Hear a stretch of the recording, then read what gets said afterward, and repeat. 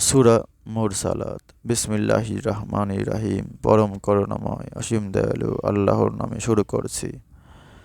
কল্যাণবাহী বায়ুর শপথ এবং প্রলয়ঙ্কারী ঝটিকার শপথ, মেঘ সঞ্চালনকারী বায়ুর শপথ এবং মেঘ খণ্ডকারী বায়ুর শপথ, মানুষের অন্তরে উপদেশ প্রদানকারী বায়ুর শপথ, অর্থাৎ তওবা বা ভয়ের।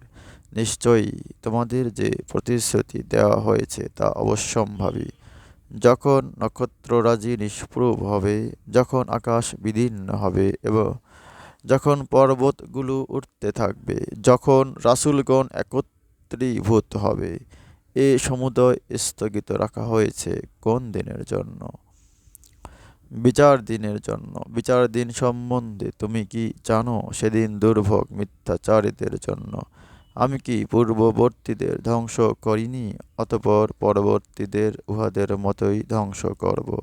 অপরাধীদের প্রতি আমি এইরূপই করে থাকি। সেদিন মিথ্যাচারীদের জন্য দুর্ভোগ। আমি কি তোমাদের তুচ্ছ পানি হতে সৃষ্টি করিনি?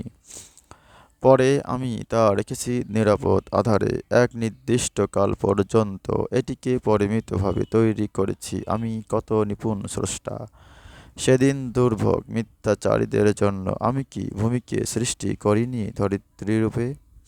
জীবিত ও মৃতের জন্য আমি ওতে স্থাপন করেছি সুদৃঢ় উচ্চ পর্বতমালা এবং তোমাদের দিয়েছি সুপেয় পানি। সেদিন মিথ্যাচারীদের জন্য দুর্ভোগ। আজ চলো সেই দিকে যাকে তোমরা অস্বীকার করতে। 3 শাখা বিশিষ্ট উত্থিত ধূম্রপুঞ্জের কুণ্ডলীর ছায়ার দিকে চলো,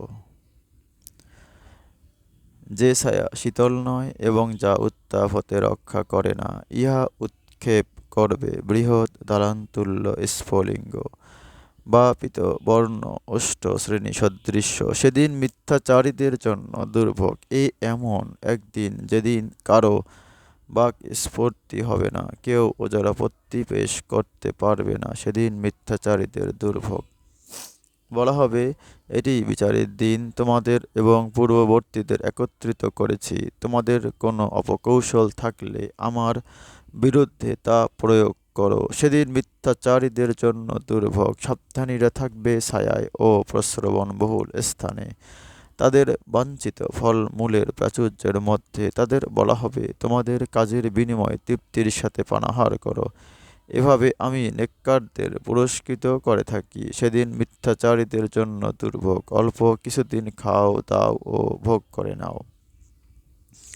নিঃসন্দেহে তোমরা অপরাধী। সেদিন মিথ্যাচারীদের জন্য দুর্ভোগ। যখন ওদের বলা হয়, আল্লাহর প্রতি নত হও, ওরা নত হয় না। সেদিন মিথ্যাচারীদের জন্য দুর্ভোগ। সুতরাং ওরা ইহার পর আর কোন কথায় বিশ্বাস স্থাপন করবে?